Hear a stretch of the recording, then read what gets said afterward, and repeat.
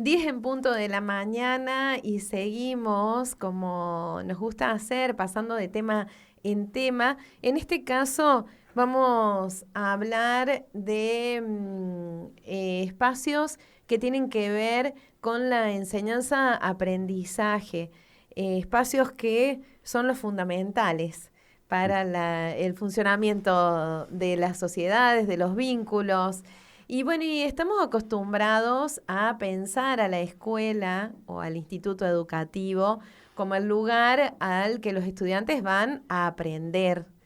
Pero hoy el conocimiento, este lugar del que vamos a hablar es pionero en esto, incluso porque hoy lo vemos claramente, pero esta institución tiene muchos años ya trabajando de esta manera, teniendo en cuenta que el conocimiento circula de múltiples maneras, que la tecnología transforma permanentemente la realidad y que la educación necesita reinventarse, salir al encuentro de las comunidades, generar experiencias que despierten curiosidad, pensamiento crítico, deseo de crear. Bueno, esto decía el Instituto Leonardo da Vinci en Río Cuarto, lleva 40 años en ese sentido. Seguramente es una senda de crecimiento que habrá ido pasando por distintas etapas, pero viene trabajando o caminando en este sentido desde que nació. Bueno, ahora, como ya uno que lo conoce, a Guillermo Pedruzzi, fundador de este instituto, no se sorprende ya de que pasen estas cosas, porque está acostumbrado a verlo dando nuevos pasos. Pareciera que ya está todo lo que podía dar de sí, y da un nuevo paso. Ahora están apostando a dos proyectos más que interesantes de los que vamos a hablar con él, pero primero le damos la bienvenida. Guillermo, bienvenido, ¿cómo estás? Bien, bien, y gracias por las palabras iniciales. Bien, y a su vez, buen día a toda la audiencia. Guillermo, son 40 años, no son Sí, pocos. Aquí, ahora mirando hacia atrás, el ah, vértigo es total. sí, claro, me imagino. Pero ¿a qué atribuís haber tenido esa visión? Mira, yo me eduqué, obviamente, aquí en Río Cuarto, en la Escuela Industrial primero, en la universidad después, y después por méritos académicos que tuve la posibilidad de estar becado por eh, el gobierno y las instituciones españolas en el ICI, Instituto de Cooperación Iberoamericana, y a partir de ahí una especie de máster en lo que sería todas las nuevas tendencias productivas, y obviamente en ese momento de mi existencia allá en España, eh, estaba lo que se llamaba el toyotismo, que era la transformación del fordismo, ¿no? Entonces las fábricas estaban con una nueva implementación productiva, producto de un mundo que se estaba ya juntando y abriendo espacios por todos los lugares. Eso sería esa economía global que se hablaba, y obviamente ese cambio de producción que estaba relacionada con el just in time, estaba relacionado con en la misma cadena de producción, o sea, la robótica estaba vinculada a todo eso, ¿no? Obvio. Y en esa cadena de producción podían haber distintos productos dentro de la misma línea, llamémosle distintos autos en la misma línea.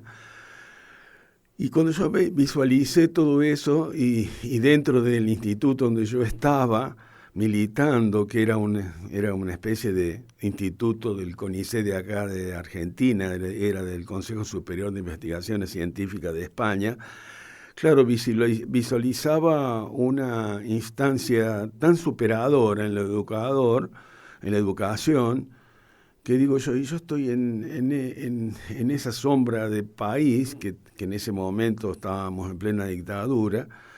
¿Qué es lo que qué va a suceder? Decía yo entre nosotros. Bueno, me tocó la suerte de que tuve una conferencia donde estaba Alfonsín sin todavía ser presidente, y obviamente nos contó un panorama siniestro de lo que estaba pasando en Argentina y nos invitaba a ir y nos decía, no hay plata, me hace acordar lo que dicen ahora. O sea, han pasado un montón de años y todavía no hay plata. Seguimos sin plata, sí. Bueno, depende para qué cosa y para quiénes, sí, pero obvio, bueno. obvio, Sí, para sí. esta parte, digo, ¿no? Sí. Y bueno, me entusiasmé en el retorno. Cuando retorné, me di cuenta que había que hacer un atajo al futuro. O sea, no llegar al futuro, hacer atajos al futuro. En esos atajos al futuro implicaba generar carreras primero terciarias, porque yo necesitaba laderos profesionales que fuesen de mi propia tendencia ideológica, fundamentalmente en todo lo que es el pensamiento crítico, la tecnología es avanzada, por eso creamos las carreras de computación, carreras de electrónica avanzada, la carrera de una sociología aplicada que era el marketing, la voz del marketing o de la sociología era la publicidad, un operador turístico para que de alguna manera tuviera la vinculación con el medio, bueno, hasta un profesorado. Bueno, fue un volcán de ideas y de acciones concretas que se fueron gestando en esos periodos.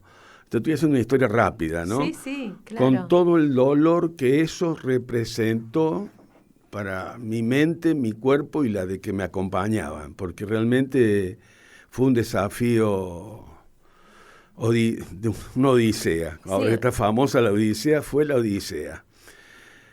Y luego había que pensar en la esencia de la educación, que era un secundario y un primario. Nace primero el secundario, el Ministerio de Educación de Nación en aquel momento.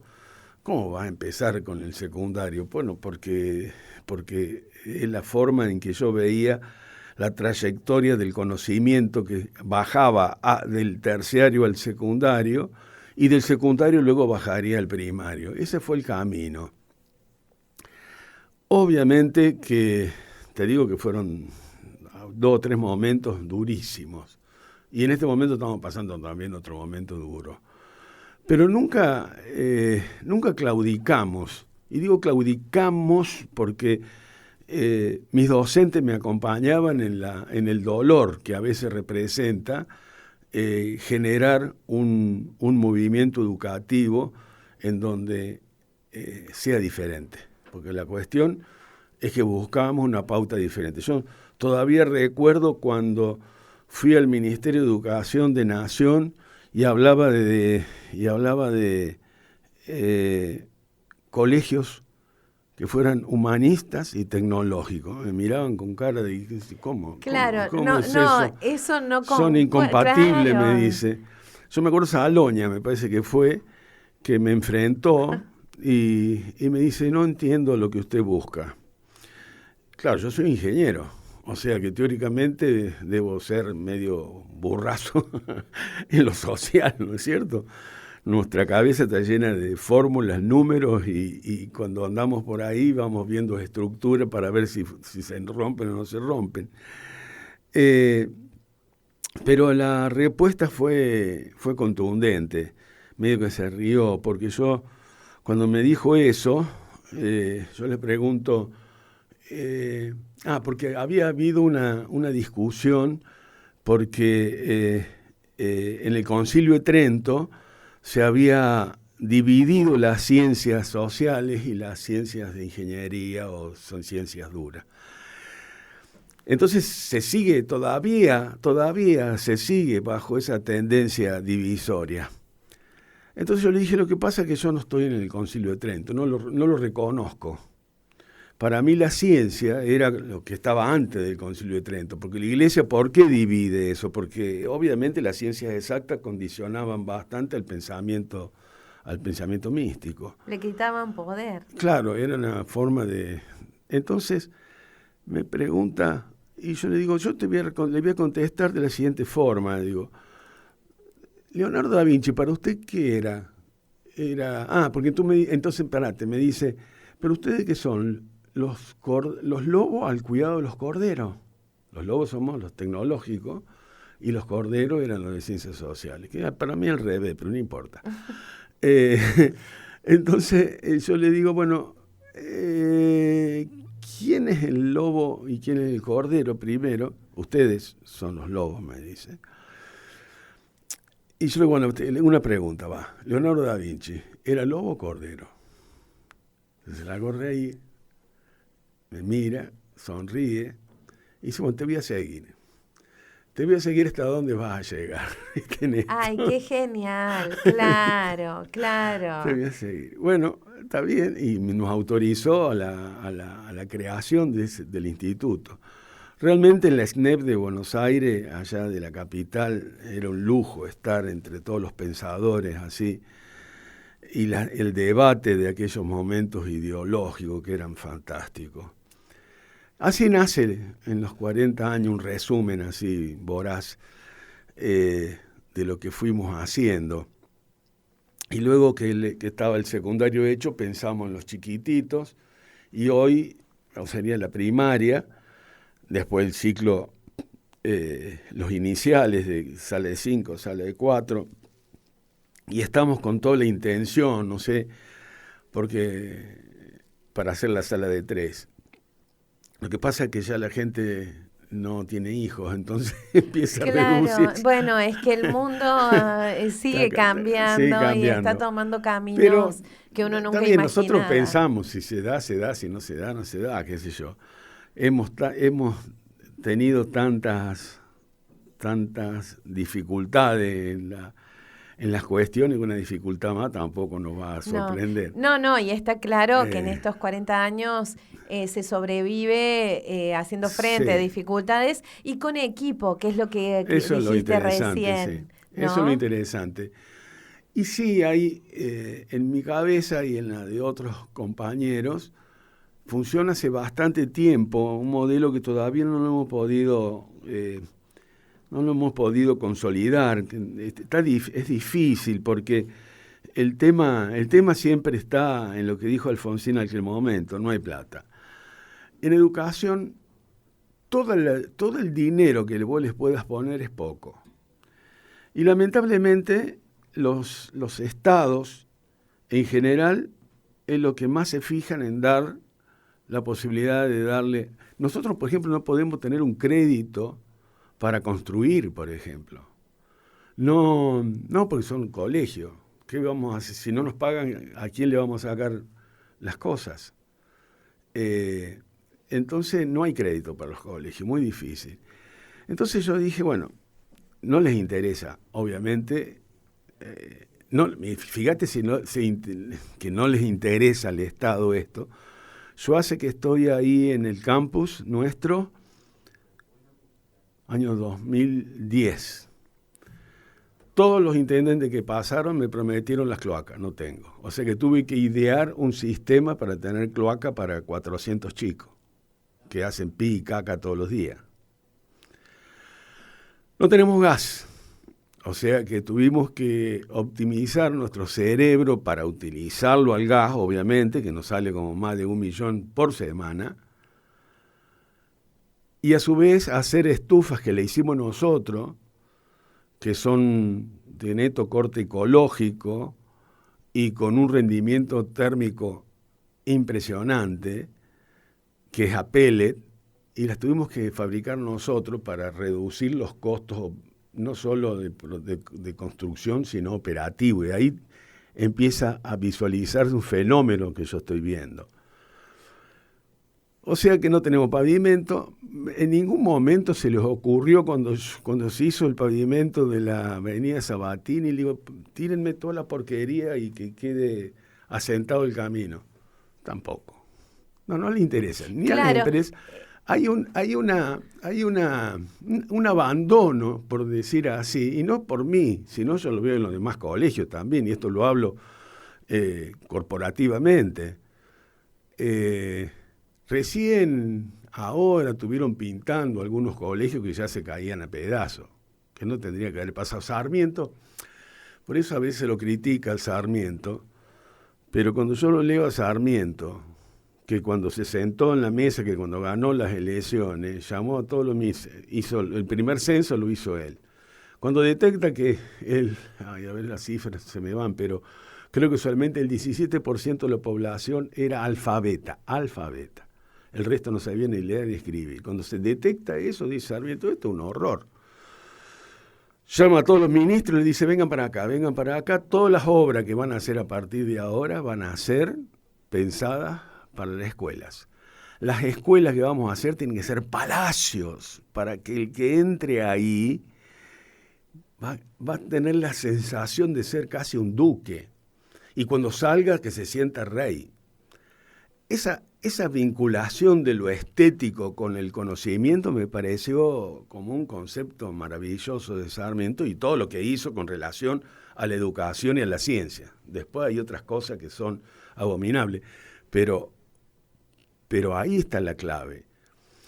Bueno, entonces nosotros, perdón. Sí, no, que me parece muy importante para que como ciudadanos no compremos espejitos de colores y acá lamentablemente ni siquiera se puede hacer distinción partidaria porque no ha habido un solo gobierno que realmente, más allá del discurso de campaña...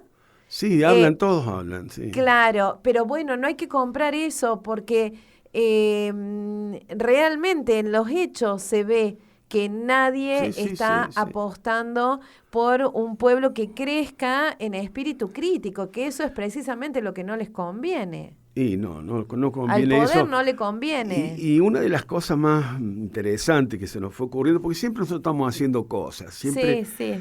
Y no solo es producto de, porque a veces me lo adjudican a mí, por ser la cabeza visible, pero yo te digo que hay gente ahí picante que hay contagio del hacer.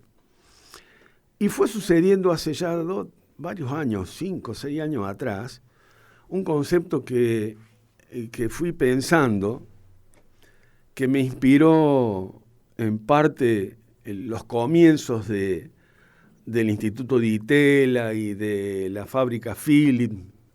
O sea, yo recuerdo, porque yo vengo de una familia, digo siempre fenicia, porque mi padre era uno de los dueños del Peibo, y él siempre me llevaba a las fábricas.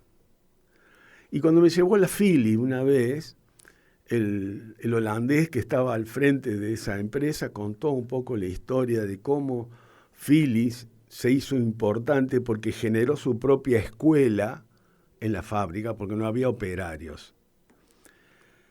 En ese momento el concepto era escuela-fábrica. Lo mismo hizo Di Tella, lo mismo hizo Catita y obviamente la Renault, la ICA. Todas las grandes empresas hicieron escuela-fábrica, o sea, tenían su propia escuela dentro de la fábrica. Entonces, yo invertí el concepto. Yo, qué bonito sería fabricar escuela. Fábrica de escuela. Que está dentro de la misma escuela. ¿Qué significa fábrica de escuela? Eso, ¿qué significa? ¿Qué significa? En forma para que se entienda. Supongamos que a nosotros se nos ocurrió el tema de las estufas. ¿Qué pasa si yo hago todo un concepto educativo para producir la estufa? ¿Se entiende? O sea, me transformo la escuela, empiezo a fabricar una escuela para que ese pequeño sector de la escuela empiece a generar nuevos objetos, que pueden ser, en este caso, de uso, por la necesidad que teníamos. Pero también lo que estoy avanzando, y esto lo estoy haciendo con grupetes de los chicos de quinto, yo sigo dando clase, a pesar de mi vejez, que digo, con grupos chicos de quinto y sexto, muy chiquitos, 8, por ahí me enojo mucho con ellos. Esos grupos, yo estoy intentando de poder ir gestando pequeños módulos educadores.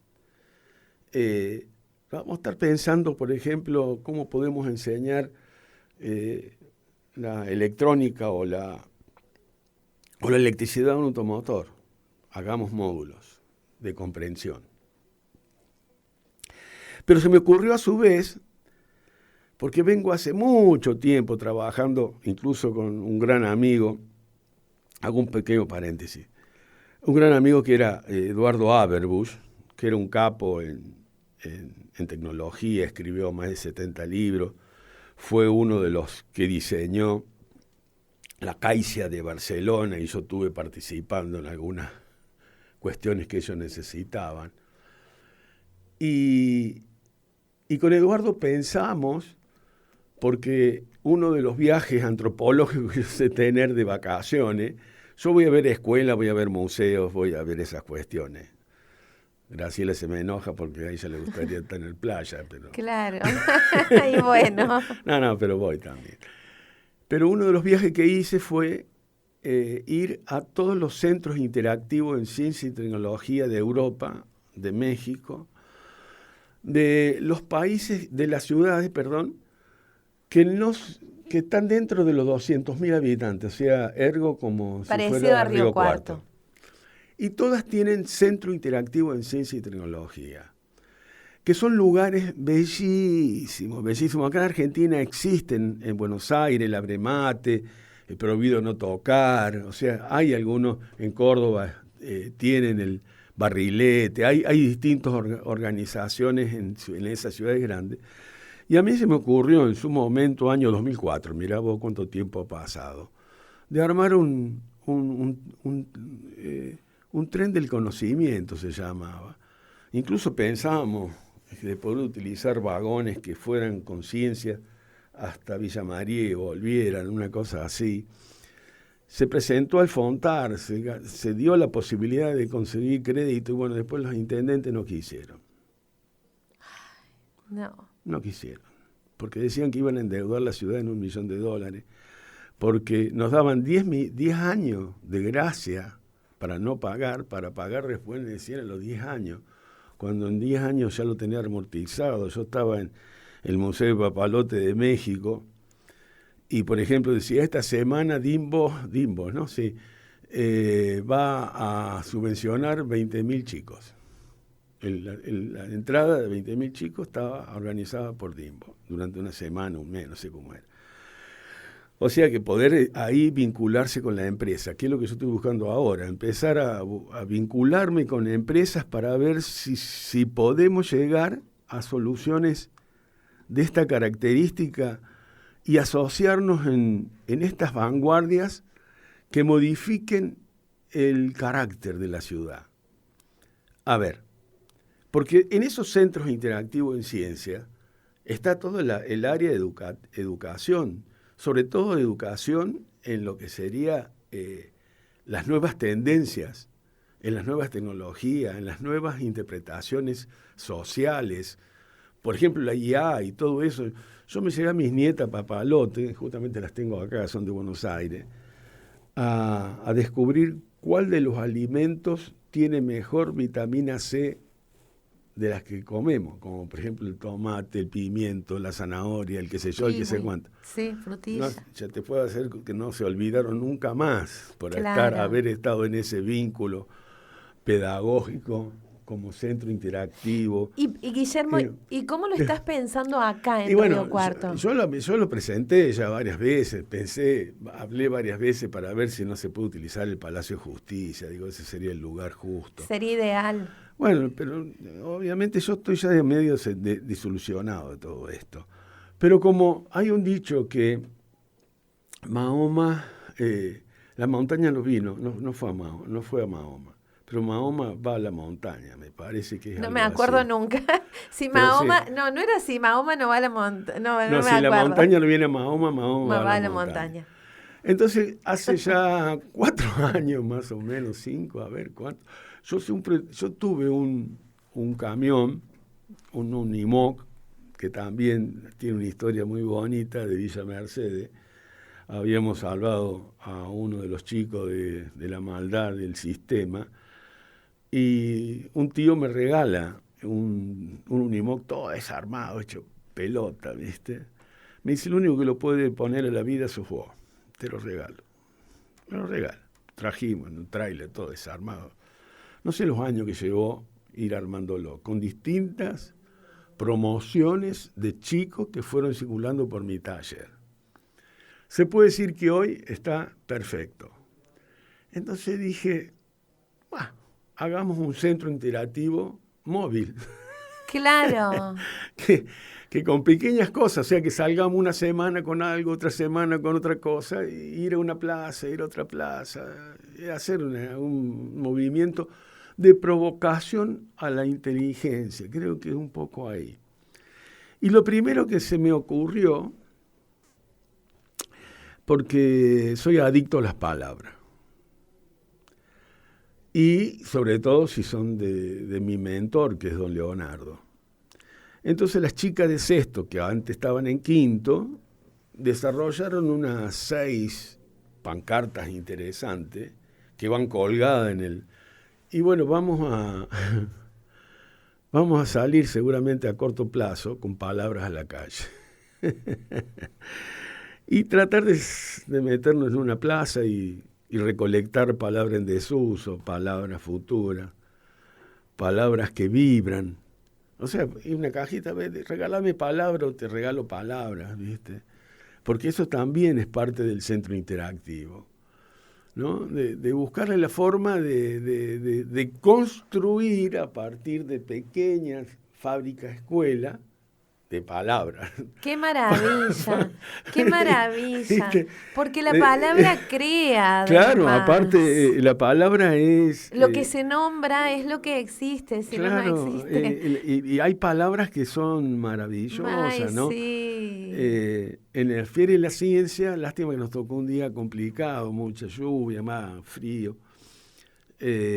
Habíamos hecho unos buzones con la búsqueda de palabras. Las palabras constituyen. Hay palabras que te someten a un pensamiento permanente. Ya, por ejemplo, Edgar Morin, que es uno también de mis mentores, que es el padre de donde dice la complejidad, el padre del estudio de la complejidad. En mi generación la complejidad era monocromática, blanco y negro, no había cromo en aquel momento. La complejidad era relativamente sencilla. Hoy la complejidad es policromática y más que policromática es hasta te encandila con cuestiones que seguramente no te deje ver. Entonces... Déjame que te sume esto, sí. Pero la complejidad está en lo interactivo, fundamentalmente. Obvio, Y no solo lo interactivo tecnológico, que no. hoy nos atraviesa a todos, pero el interactivo vincular, que necesitamos afectivo, recuperar. Claro, La complejidad va por todos esos terrenos, sí, y sobre todo en lo sí, interactivo. Entonces... Con la Nico, la profe de filosofía, permanentemente estamos... Y yo por ahí estoy medio triste, ¿no? O sea, se ve que la edad también tiene que ver, porque me quita energía. Porque por ahí el perfil ese que busqué, por ahí se diluye en esa complejidad.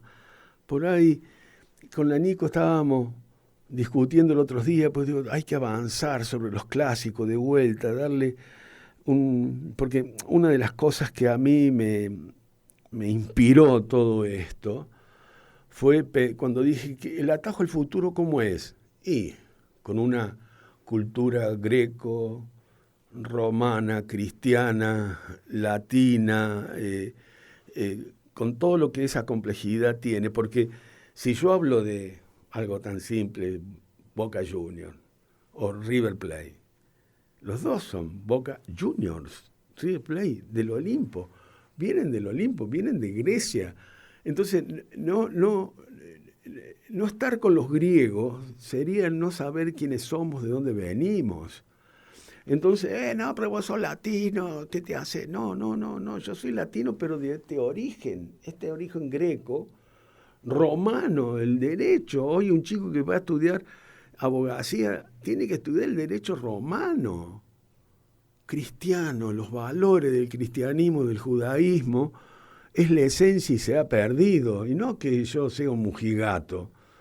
Pienso de que, tal es así que cuando escribimos todo esto, yo recuerdo que ahí en el SNEP, cuando dijimos, sí, porque vamos a estudiar Marx, Engels, tenemos que estudiar todos los mensajes. ¡Ay! ¿Pero cómo? Y Santo Tomás de Aquino, porque la Suma Teológica de Santo Tomás me dio los valores humanos, y ya no entendían más nada. No podían entender, ¿viste? Entonces, toda esa conjunción pensaba que los chicos navegan desde chiquitito a través de los cuentos místicos y griegos, y van navegando por esa cultura que hoy nos pertenece y que la estamos a veces dejando de lado, a veces por razones ideológicas que yo las llamo estúpidas, ¿no? Y toda esa cuestión es la esencia de nuestra forma de pensar en la escuela. Y yo por ahí le digo, estamos pensando en los clásicos, y la bronca que me dio fue cuando me fui a ver la película La Odisea, ¿no? Que la recomiendo para que la vayan a ver, porque La Odisea es el retorno a casa y la Ilíada es la guerra. Yo hice psicoanálisis con la Ilíada, por ejemplo, me tocó descubrir por qué Aquiles mata a Héctor o lo desconoce fundamentalmente. Y todos esos monstruos que están asociados en la película son los monstruos que están internamente a nosotros, que nos destruyen si no somos capaces de dilucidarlo. Y eso de hacerlos conscientes. Y eso es en esa conciencia que uno la tiene que encontrar. La tiene que encontrar porque tenés algo acá adentro que es capaz de florecer en caso de un atropello. Si no, yo no estaría acá. Con todo lo que me pasó en el 2001, en el 2010, todo lo que sucedió, e incluso ahora, actualmente, que la situación es compleja, si no tenés medianamente los pies atados, o como estaba el Odiseo atado al mástil para que las sirenas no lo convenzan a matarse, yo me estoy atando permanentemente al mástil. O sea que lo mío, perdone que suene ególatra, pero es lo nuestro, por decir así, es una odisea permanente. Y el descubrir esa esencia occidental, llamémosle, es fundamental, porque somos eso. Guillermo, te cuento a vos que nos estás escuchando, la charla esta imperdible, va a quedar subida en Spotify, en YouTube, para que vayas ahí también. Es con Guillermo Pedruzzi, fundador del Instituto Leonardo da Vinci, que sigue después de 40 años, sigue generando proyectos. Uno de ellos es el Centro Interactivo Móvil en Ciencia, Tecnología y Arte, y la otra, la Fábrica Escuela. Voy a caer en el lugar más común de los lugares que se cae en radio, que es de decir que el tiempo es tirano, sí. Pero porque me quedaría horas charlando. Pero bueno, ya sabemos que el Centro Interactivo Móvil va a salir a la calle. Va a ir saliendo de a poco. A cazar y ofrecer palabras. Sobre todo palabras. Claro, al menos en esta primera etapa. Sí. ¿Y la Fábrica Escuela? Tenemos un poquito de rato, pero... Sí, la Fábrica Escuela estoy pensando en desarrollos de pequeños módulos para generar conocimiento. O sea, transformarnos en pequeñas acciones que puedan mejorar el conocimiento en la física, en la química, en la biología, en todo lo que está relacionado de alguna manera a tocar y que funcione. Eso es el sueño que tengo.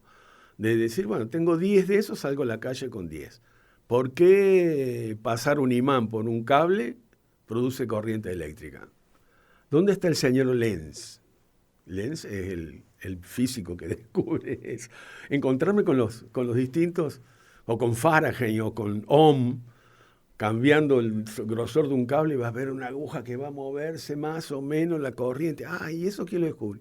El hombre está acá, la foto, ese Don Ohms. Y les voy presentando a los científicos que están asociados a... Es una cosa así, ¿viste? O sea... Hermoso. Que sea que sea prohibido no tocar, por decir así. Hay que tocar. Hay que tocar, claro. Guillermo, la verdad, súper agradecidos. A disposición los micrófonos Vale. para ir siguiendo este camino. Sí, a medida que yo calculo que para la primavera a lo mejor ya sería unos días bonitos para empezar a poner palabras en la ciudad. Buenísimo. Y insisto, disponibles los micrófonos para ir acompañando ese camino. Y 40 años son muchos. Son muchos y 40 años en esta apuesta tan interesante. Pero yo le digo a la audiencia, ¿no? El cuerpo duele. Sí, bueno, sí. Sí, bueno, el cuerpo duele, pero la trayectoria suma. Sí. ¿Sabes? Y en eso se agradece también como parte de esta ciudadanía que nos toca ejercer y habitar. Sí, eso es lo que busco yo, de que aportar a la ciudadanía algunas cuestiones y esto que sirva para que mis alumnos se transformen en pequeños maestros. Esa es la idea. Esa es la idea. Sí. Guillermo, enormes gracias y insisto, que nos sigamos encontrando en el micrófono para que nos sigas contando vos o cualquier integrante del equipo que vayan viniendo. Algún alumno, algún día te traigo algunos alumnos que están en el proceso y podemos hacer de otra charla más así tan nutritiva. Sí. Muchísimas gracias. Bueno, gracias a todos y nos veremos nuevamente o nos escucharemos en algún otro momento. Por supuesto, eso seguro.